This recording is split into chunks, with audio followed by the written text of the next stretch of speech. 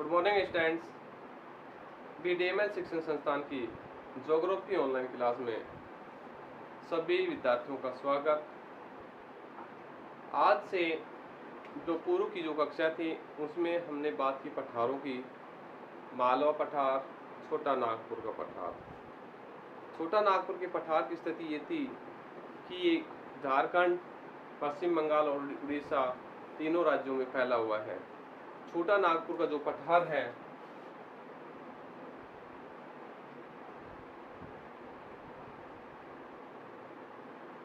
अपना बाग के पठार, छोटा नागपुर का पठार है। इस पठार की स्थिति ये है कि यहाँ से दामोदर नदी निकलती है।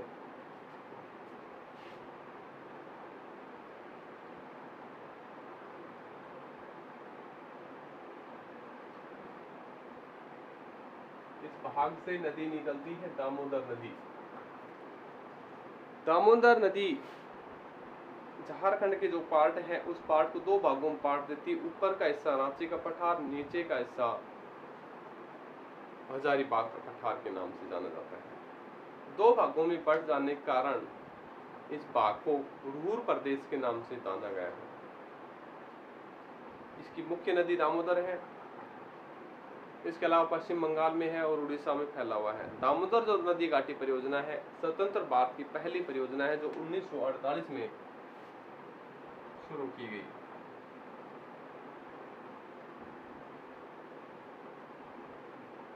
नदी परियोजना, यहाँ तक बात हो चुकी थी। अब इसके बाद बात आती है कि इन क्षेत्रों में कुछ नदी है। ये एक नदी है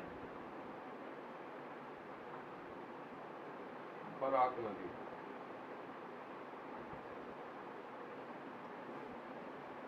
ये बराकर नदी।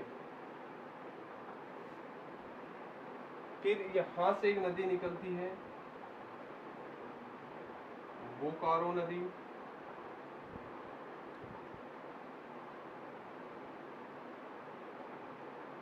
यहां से एक नदी निकलती है, इसी क्षेत्र से निकलती है, इसी पठारी भाग से, दामोदर नदी।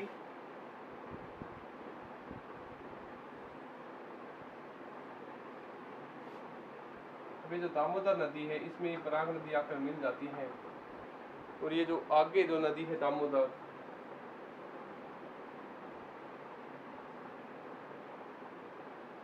नदी जो गंगा है उसका जो पार्ट है हुगली नदी।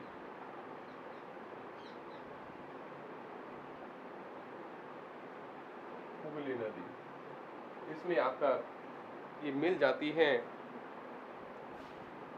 ये जो नदी है, इन बराक नदी, बोकारो नदी, दामोदर नदी आगे बन जाती है, हुगली में मिल जाती है। इन नदियों के कारण ही जो भारत का जो पूर्वी हिस्सा है झारखंड, छत्तीसगढ़, पश्चिम बंगाल, इन क्षेत्रों में कारखाने अधिक स्थापित किए गए हैं। सीमेंट से संबंधित लो, लोहे से संबंधित लो, लोहा एस्क से संबंधित लो, ये जो अधिकतर कारखाने हैं इन्हीं क्षेत्रों में स्थापित किए गए हैं। अब यहाँ एक बैराज बनाया गया है, दुर्गापुर बैराज। क्या नाम है इस बैराज का? दुर्गापुर बैराज। ये बनाया गया बैराज दुर्गापुर बैराज। इसके अलावा बोकारो नदी पर बांध है, बोकारो बांध। बोकारो नदी पर बोकारो बांध बना हुआ है। इसके अलावा बात होती है कि एक दामोदर नदी पर एक बांध बना हुआ है, उसका नाम है पचेत बांध।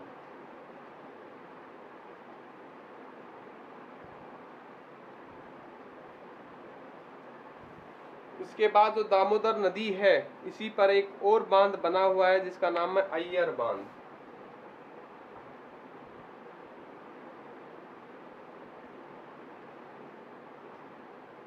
ये इस क्षेत्र के मुख्य बांध माने गए हैं। तो ये थी दामोदर नदी की जो क्षेत्र है, छोटा नागपुर का पठार है, उस नागपुर के पठार की प्रमुख नदियाँ और उनसे निकलने वाले जो नदियाँ हैं उनके बांध हैं।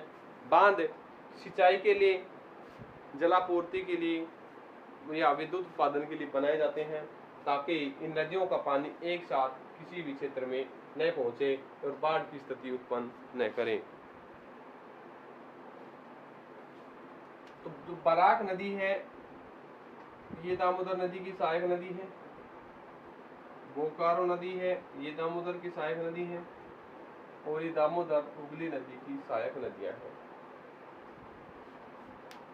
अब हम बात करेंगे, एक पठार है दक्कन का पठार।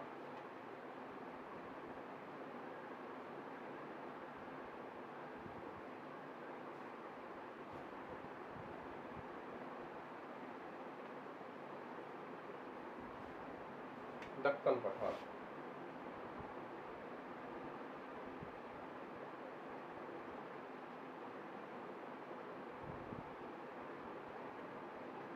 दक्कन पठार की स्थिति ये है कि एक दरारी ज्वालामुखी उद्गार वाला पठार है।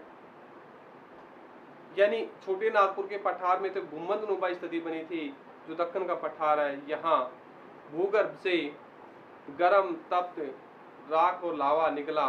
जब यहाँ दो प्लेटें एक दूसरे से दूर गई, दूर जाने के बाद मध्य में जो भाग था उससे जो मैग्मा लावा निकलकर बाहर आया, और वो मैग्मा लावा इस क्षेत्र में आकर जमा हो गया। यह है दरारी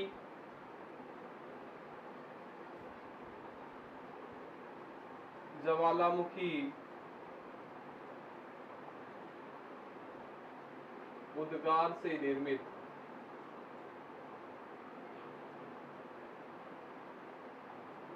यानी ये जो भाग है दक्कन का पठार के दरारी ज्वालामुखी उद्गार से निर्मित है।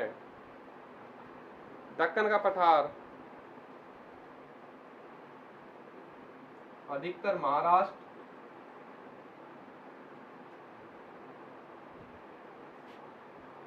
कर्नाटक और आंध्र प्रदेश में फैला हुआ है, और भी अन्य राज्यों में फैला हुआ है, पर जो हिस्सा है अधिक ये इन राज्यों में फैला हुआ है।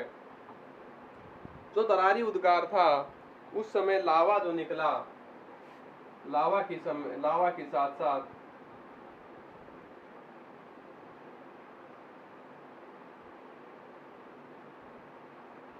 काली मिट्टी निकली, जो इस क्षेत्र के लिए बहुत उपजाऊ है। जो चट्टानी भाग है वो निकला, और उस काली मिट्टी निर्मित भाग बन गया।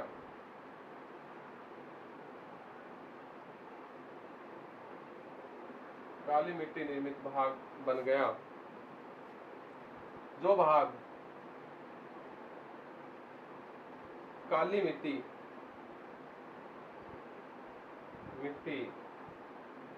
कपास की खेती के लिए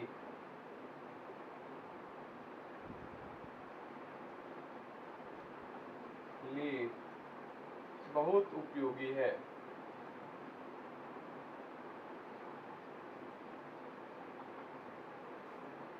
जिसे रेंगुर मृदा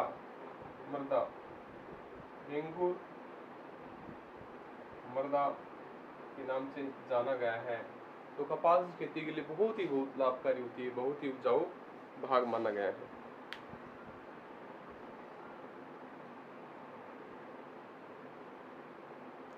ये जो पठार है दक्कन का पठार, इसी महाराष्ट्र में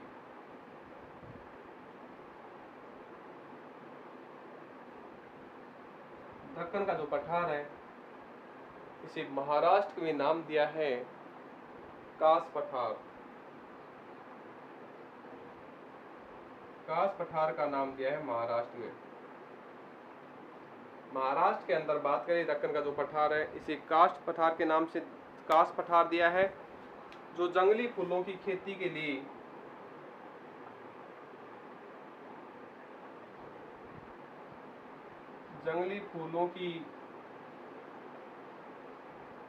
खेती के लिए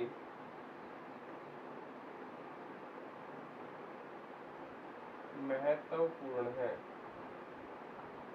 घास पठार है, जंगली फूलों की खेती के लिए बहुत महत्वपूर्ण माना गया है। और इसी पठार को यूनेस्को ने विश्व विरासत की सूची में शामिल किया है।